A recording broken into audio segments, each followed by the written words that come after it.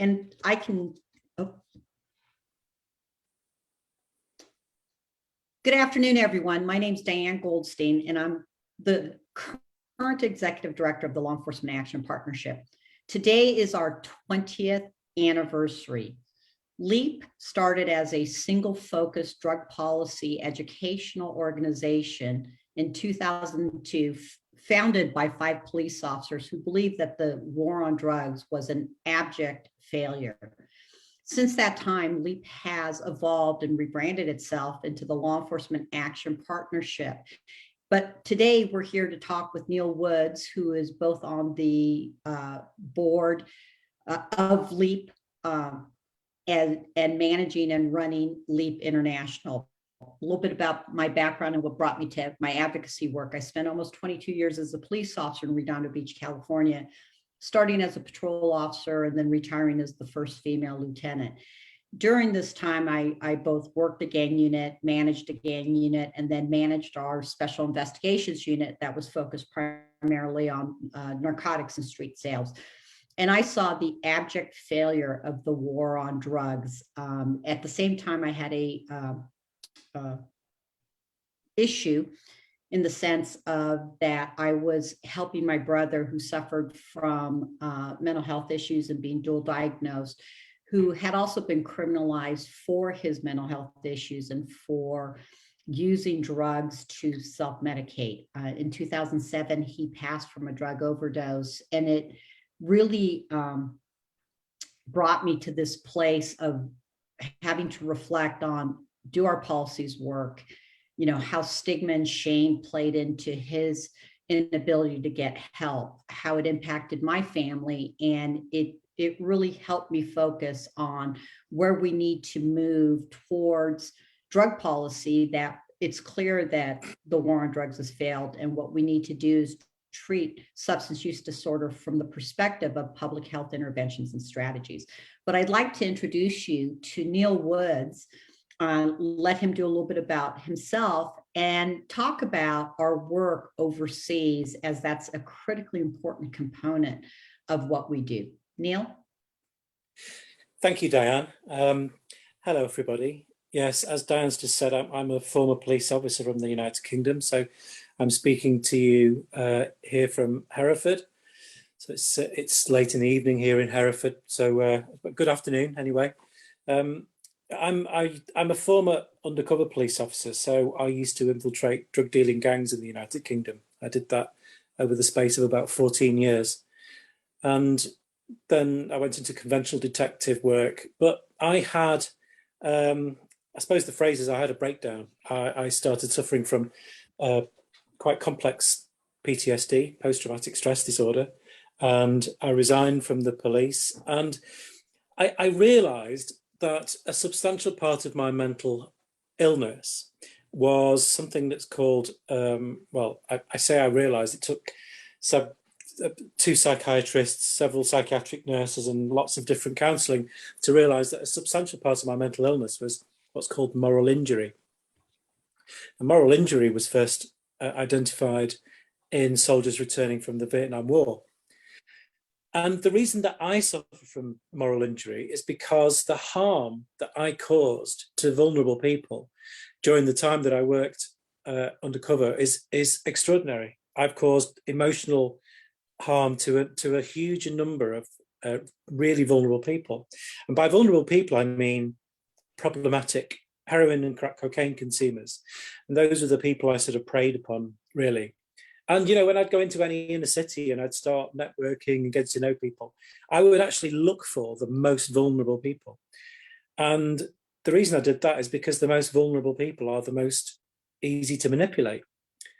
And if that sounds ruthless, well, of course it's ruthless. This whole war on drugs is ruthless, you know, following the idea that we can cause harm to individuals or a group of people or a community for the sake of some theoretical end goal. Well, I realized on reflection that all of the work that I put into this war on drugs as a soldier on its front lines actually only caused harm, and there was no benefit to it at all. What the war on drugs does is it increases crime, increases violence by creating gaps in a never shrinking market. It increases corruption. The very mechanism of trying to police this drug war actually causes corruption. And so that's why I joined the Law Enforcement Action Partnership. It was called, of course, it was the old name when I joined it, Against Prohibition, but I was so pleased when the name changed, because it really is politics 101 to not be against something. You have to be for something. You have to stand for something, and you have to work in partnerships with other people to achieve these aims. So I was pleased with the new name. The decent name that we have now opens up all sorts of political doors that remained shut previously. So, and that's especially true internationally. Now, Diane wanted me to mention our international work. Well, only by using the Action Partnership name, our LEAP name, that we could get into the political doors of all sorts of players across Europe. So, for example, we have addressed the French Parliament, the Danish Parliament. We've worked hard to in Germany to get legal regulation of cannabis, which is just passed. You know, we're working very, very hard, and we are able to have the successes that we do for a few reasons. One of which is because we are increasingly seen as an international movement. And for that, I want to thank all of my wonderful colleagues in the United States for setting up this movement and helping it to grow and nurture it around the world. But also because we've got, you know, as it is in America, if anyone's listening to this and you're already fans of LEAP in the USA, you know the impact we can have, because we're the cops, right? We're the law enforcement people who've tried to fight this ridiculous war. And we see clearly where policing needs to be held to account, where improvements need to be made in the criminal justice system. And we provide the best evidence that anyone can provide of the catastrophe that is this war on drugs.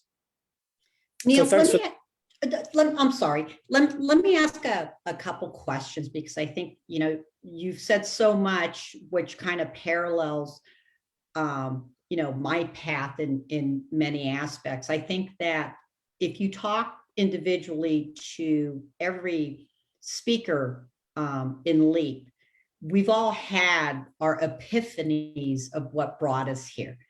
And I think one of the things that's so important is, you know, we were once viewed as outliers and no longer so. And so let's talk about maybe some of the real changes broadly that you've seen, and things that we should be moving along in the, you know, along forward in the future. But let's start first by, you know, how many countries are we in, and where are we launching, and, you know, what's the future of the coalition and our work with grassroots activists, as well as with other partners and different, you know, governments and parliaments across the world? Yeah, okay. Well, there's a lot going on, actually. So I'll try and pick some of the highlights. The next year is going to be incredibly exciting for the movement. Now, we have been delayed, like so many people have been, so many reasons, by COVID. We were meant to have these events just as COVID hit, but now finally they're happening. And today, actually, of all days, we are having our first official LEAP Europe launch event in Paris. And that has been an incredible success. And it was picked today because it was by accident, actually, that we coinciding with LEAP's birthday. But it's today because the event was seeking to influence the debate around drug policy for the presidential election. And it has been incredibly successful because we have some extraordinary speakers in France. And also we had one of my favorite LEAP speakers, Peter Marchant, who is the chief of police for Antwerp in Belgium. He attended and spoke, and as you'll know, Diane, he always has such a huge impact. His story is so powerful. So that's France. Now, next month, we have the one, probably the one I'm most excited about, the LEAP Europe event, and that's in Barcelona. And of course, Diane will be representing LEAP there. I'll be speaking alongside her. But we've also got some Spanish police officers who will be revealed, because whereas drug policy gets talked about in the United Kingdom and to a certain extent the United States and other countries, it does not get talked about in Spain. This is going to be completely new. So we have interest from national news, national media. We've got a major media figure, a documentary maker who is chairing the panel, and this is going to be a significant event in Spain. We'll be talking about drug policy in general, but we'll be particularly championing the Spanish cannabis social club model, which we like very much because of its roots in social equity, which we think is really important in any cannabis regulation model. We also have events planned in Helsinki, in Finland, which is again going to be very exciting because we have very close links with one of the political parties which is in the coalition. We should have the Minister for Interior actually at the event, which is very powerful. But we have links. We have members in Denmark. We have huge numbers of members in Norway. In Norway, we're one of the most influential organisations that was behind the move for their decriminalisation policy, which just didn't pass at the last minute. But we pick ourselves up and we start again and we go again. So we're bringing change in Norway. Definitely in Denmark, where we have the former chief of Copenhagen. God, where else? It's hard to say. Scotland. So there's two things I think that are really important, and I'd love for you to elaborate on what the Spanish cannabis model actually looks like, because I think that there's probably many of our viewers from the United States who are, how does that differentiate between the adult consumption regulatory models or the medical marijuana models that are currently in the United States and in different states? Yeah, okay. And what's important to note here is that there are drastic cultural differences between the United States and European countries in terms of how they see drug policy. So European nations are more likely to see the need for change through a harm reduction lens, whereas the United States, in many of the states of America, regulation has been achieved very quickly. And in many states, the driving force behind that was the desire to make money from tax. That is never an argument that you can change policy in Europe. You just can't. It's not something that wins people over. It's all about harm reduction. So what drove the cannabis social club model in Spain was this drive for harm reduction. So they don't yet have true legal regulation. They've only gone a little bit away along that path. Their cannabis social club model has provided a decriminalized space for people to go and consume cannabis. So it's about creating a social model for consumption.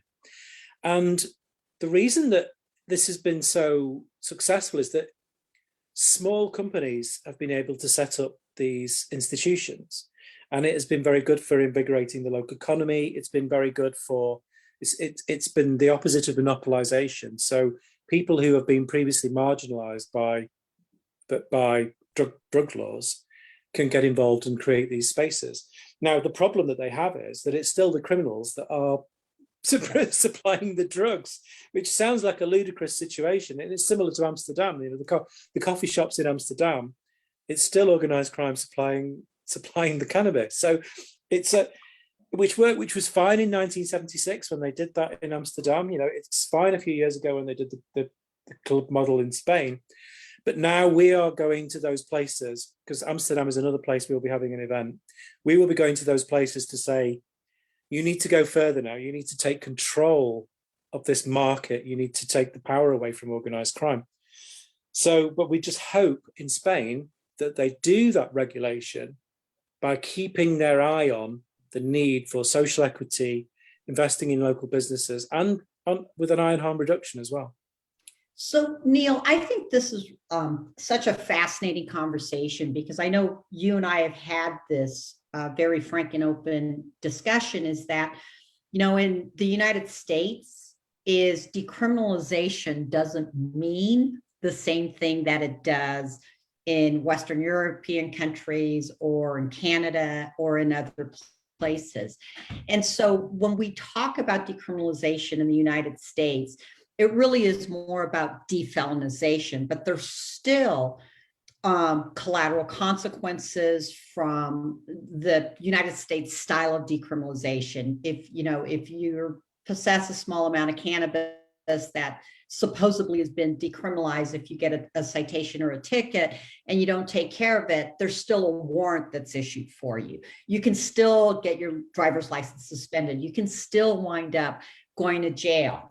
Do you want to talk a little bit about what true decriminalization looks like and how it supports and mitigates the harms of drug policy? Yeah, of course. And I look on to some of the policies you have in the structures of your criminal justice system there. And I really do, looking at it through my European lens, it horrifies me. It absolutely horrifies me.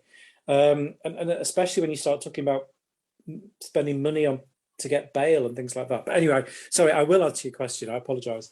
Yeah, true decriminalization means no penalty at all. It means that you will get that you are not subject to any kind of penalty. Now, one of the best examples of decriminalization is in Portugal. They do actually have a civil system where you are still held to account to a degree.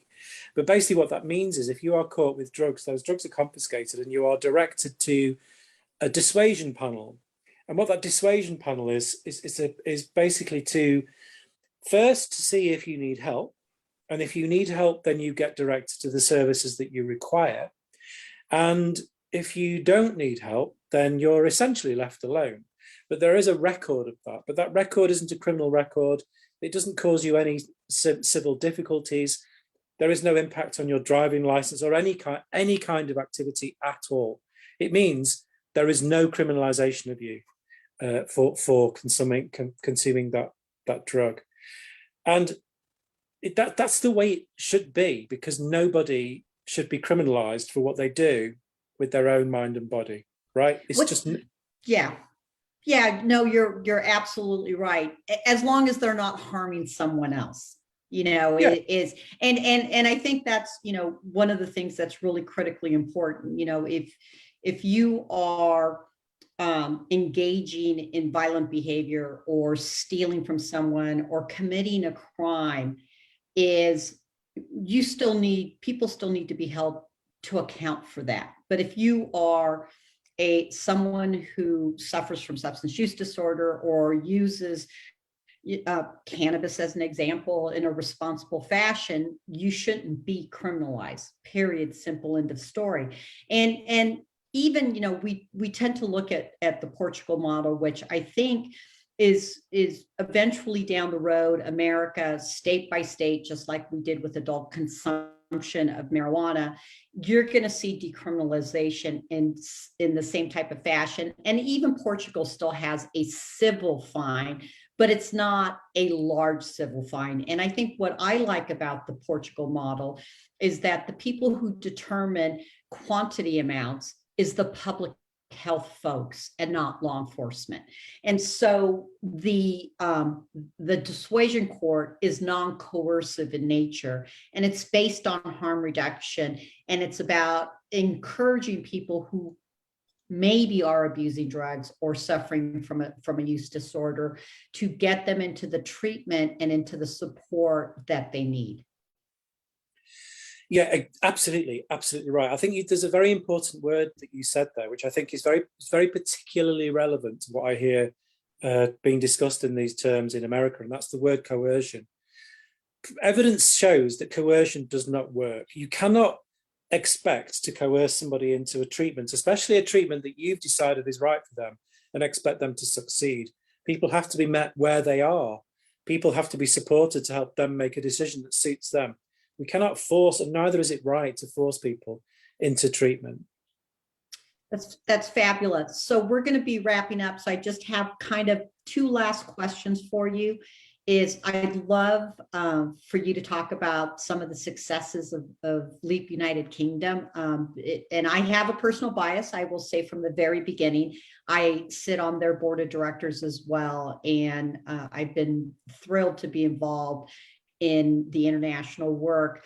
And then how do you think the launch of LEAP Spain, LEAP Europe, is going to impact some of the work that we'd like to do in South America, Central America, potentially Mexico as well? Yeah, well, I mean, we've had an extraordinary success. We've had so many political successes. For example, I think we're the only reform organisation that's been invited to speak at both the Conservative Party conference and the Labour conference and the Scottish National Party conference. I think we're going to be the only ones. So we have extraordinary political influence across the political spectrum. And of course, I know this is very important for you as well, Diane, over in the States, to ensure that it's clear to everybody that this is a non-partisan issue. There's a win politically for everybody, no matter where you sit on the political spectrum, certainly in drug policy. But some of the successes, I think the most important success we've had is changing the police culture in the United Kingdom. So when I first started speaking out for LEAP in about 2015, 2016, I used to get hate mail. I used to get hate mail from cops saying that I was a whistleblower, I was betraying secrets because I used to talk about what I did undercover. And you know, I got some nasty messages. Just a few years later, and I only get wonderfully supporting messages. I only get wonderful supporting contact from my serving former colleagues. And you can very tangibly see how we have changed the way that policing talks about this topic and acts on this topic in the United Kingdom, to the point that it is now the policing institutions which leads the drug policy debate in politics in the United Kingdom. It's police leaders that are paying for heroin-assisted treatment, that as in safe supply. That's coming out of police budgets. We have police leaders officially calling for decriminalisation. And the police are way ahead of national politics, way ahead of central politics.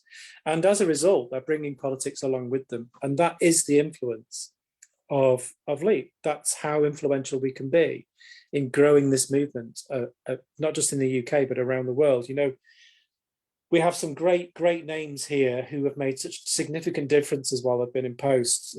So I'll give a shout out to Arfon Jones from North Wales, the late great Ron Hogg, and Mike Barton. You know, these people have had such massive influence, and that's because of the influence of LEAP. Now, if you extrapolate that success and look at what's happened in the UK and assume that we can have the same influence as we grow into other countries, then the benefits in particular of the event in Spain could be really quite extraordinary. Because obviously through the language connection with Latin America, as you've asked about, with the language connection, we're already getting journalistic interest for secondary coverage of the event in Spain. So we expect this to create conversations in Latin America, and that's in addition to the excitement that we have as to the impact that we're actually going to have in Spain. Well, on that note, thank you so much, Neil, for all the amazing work and for inviting me to Barcelona, which I'm so excited about because it's my favorite city in the world. But I'd like to end this with really reflecting the importance of our organization and its role in helping lead our law enforcement leaders today towards ending just such a failed drug war strategy and enforcement policies that have really impacted not just the United States, but the entire global world. And it's clear that so many professionals like you that are current police chiefs, current police officers, or other criminal justice professionals in our organizations have recognized that it's just time to make peace with drugs, right? It's time for us to invest our resources in doing what we're good at, what we should be doing, which is strategic precision policing and serving our constituents in a manner that supports compassion and human rights and results in saving people's lives. So thank you, Neil. Happy 20th anniversary. I am so extraordinarily proud of this organization and the work that we do, and look forward to hearing back from anybody who would like for us to answer some questions. Thanks. Thanks, Diane.